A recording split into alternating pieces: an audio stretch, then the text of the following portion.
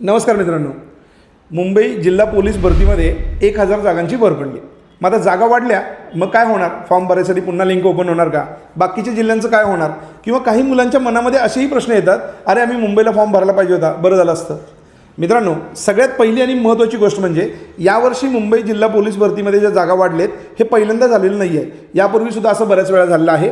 जेव्हा भरती प्रक्रिया एकदा सुरू होते आणि चालू झालेल्या भरती प्रक्रियेमध्ये जागा वाढवण्याचा अधिकार संबंधित विभाग प्रमुखांना असतात.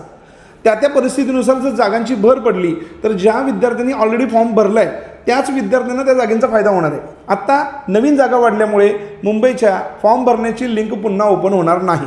ही सगळ्यात पहिली आणि एकदम महत्त्वाची गोष्ट आहे. ज्या विद्यार्थ्यांनी मुंबईला फॉर्म भरला होता त्यांच्यासाठी यापूर्वी 2459 जागा होत्या. आता काय झालं, त्याच्यामध्ये 1062 जागांची भर पडली आहे. त्यामुळं आत्ता सध्या मुंबई जिल्हा पोलीस भरतीसाठी टोटल 3521 जागा आपल्याला बघायला मिळतात. मग ह्या ज्या 3521 जागांसाठी उमेदवार कोणते असणार आहेत, तर ज्या उमेदवारांनी पूर्वी फॉर्म भरण्याच्या मुदतीमध्ये फॉर्म भरलेत तेच उमेदवार या स्पर्धेमध्ये असणार आहेत. मग याच्यामुळे बाकीच्या जिल्ह्यांवरती काय परिणाम होणार आहे काय, तर त्याचा बाकीच्या जिल्ह्यांवरती काहीच परिणाम होणार नाही. ज्या विद्यार्थ्यांना असं आत्ता वाटतंय की मी बरं झालं असतं मुंबईला फॉर्म भरला असता, तर त्यांनी अशा पद्धतीचं रिग्रेट करायची गरज नाही. आता यावेळेला मुंबईला जागा वाढल्या म्हणून, आणि समजा तुम्ही ज्या जिल्ह्याला जागा भरलेत, जिथं फॉर्म भरलाय त्याच जिल्ह्याला येणाऱ्या काही दिवसांमध्ये जागा वाढल्या तर अशीही शक्यता असू शकते. ज्या पद्धतीनं मुंबई जिल्हा पोलीस भरतीमध्ये जागा वाढलेल्या आहेत तशा अजून काही जिल्ह्यांमध्ये जागा वाढण्याची शक्यता आहे. पण ही जागा कधी वाढतील याच्याबद्दल निश्चित आत्ता काही सांगता येत नाही. ज्या पद्धतीने मुंबईच्या जागा वाढल्यात तशाच अचानक एक दिवशी इतर जिल्ह्यांमध्ये सुद्धा काही ठिकाणी जागा वाढण्याची शक्यता आहे. पण जरी त्या जागा वाढल्या तरी येणाऱ्या भरती प्रक्रियेमध्ये फॉर्म भरण्याची पुन्हा संधी दिली जाणार नाही. त्यामुळं मी फॉर्म इकडे भरला असता हे विचार मनात घेऊच नका.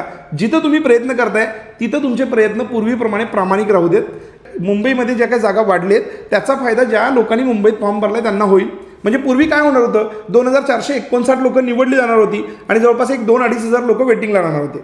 आता फक्त एवढंच होईल, ती जे 2-2.5 वेटिंगवरती होते त्यातले काही लोक म्हणजे 1000 लोक निवड यादीमध्ये येतील. याच्याशिवाय वेगळा बदल कोणताच होणार नाही. तुम्ही ज्या जिल्ह्याला फॉर्म भरलाय त्या जिल्ह्यामध्ये ज्याप्रमाणे तुम्ही यापूर्वी मेहनत घेत होता त्याच पद्धतीने आत्ता देखील मेहनत घ्या. मेहनतीमध्ये कोणताही बदल करू नका. येणाऱ्या दिवसांमध्ये म्हणजे साधारणतः जसं आत्ता दिसतंय 11 फेब्रुवारीपासून मैदानी चाचणी सुरू होणार आहे. मग त्याच पद्धतीने 11 फेब्रुवारीला काही जिल्ह्यांमध्ये होईल, काही जिल्ह्यांमध्ये 12 फेब्रुवारीला होईल, काही जिल्ह्यांमध्ये 15 फेब्रुवारीपासून सुद्धा सुरू होऊ शकते. SRPF गट 2 पुण्याचं जर बघितलं तर 10 फेब्रुवारीपासून सुरू होते. म्हणजे 11 फेब्रुवारीची पण वाट बघितली जाणार नाही. म्हणजे जसं पंचायत समिती आणि जिल्हा परिषदेच्या निवडणुका पार पडतील त्याच्यानंतर कुठल्याही क्षणी कुठल्याही जिल्ह्याचं मैदानी चाचणी सुरू होऊ शकते.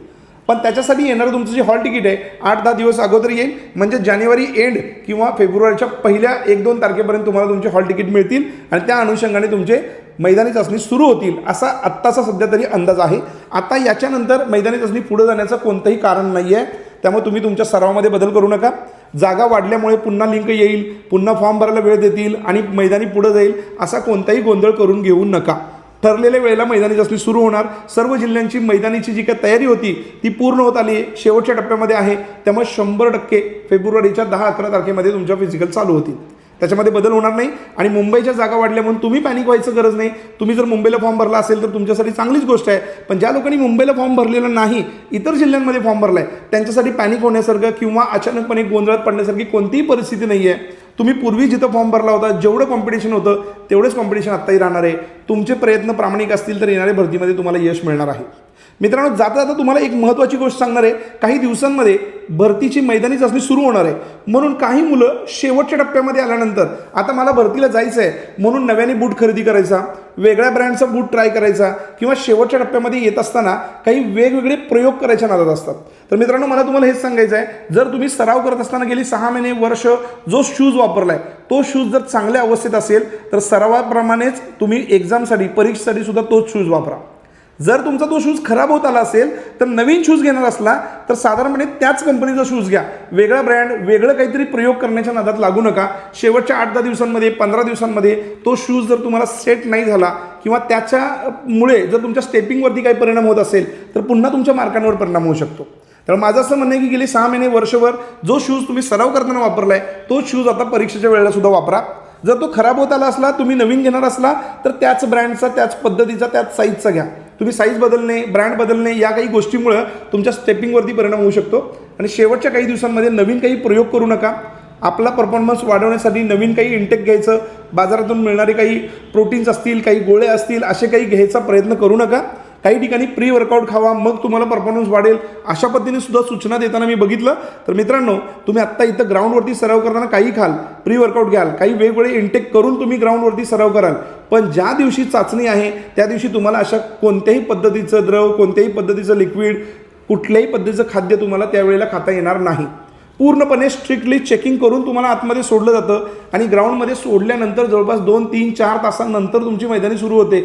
त्यामुळे असलं काही करण्याचे प्रयोग करू नका. अशा कोणत्या गोष्टीवर तुम्ही अवलंबून राहणार असाल तर तुम्ही ते अवलंबून राहिलात आणि त्या दिवशी तशी संधी नाही मिळाली तर निश्चितपणे तुम्ही अडचणीत येऊ शकता. सराव करताना जे काही करताय तशाच पद्धतीचा सराव तुम्हाला फायनलपर्यंत चालू ठेवायचा आहे. शेवटच्या काही दिवसांमध्ये नवीन प्रयोग करू नका, ही एक तुम्हाला महत्त्वाची सूचना सांगायची होती. आणि मित्रांनो, तुम्ही या गेल्या 6 महिन्यात, वर्षभरात खूप चांगली मेहनत घेतली.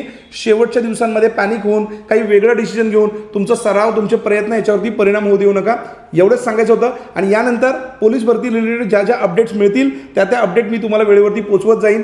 पण त्या अपडेट तुम्हाला वेळेवर मिळण्यासाठी आपल्या चॅनलला जाता जाता सबस्क्राईब करायला विसरू नका. तुम्हाला सर्वात लवकर आणि ऑथेंटिक अपडेट आपल्या चॅनलवरती मिळणार आहे. धन्यवाद.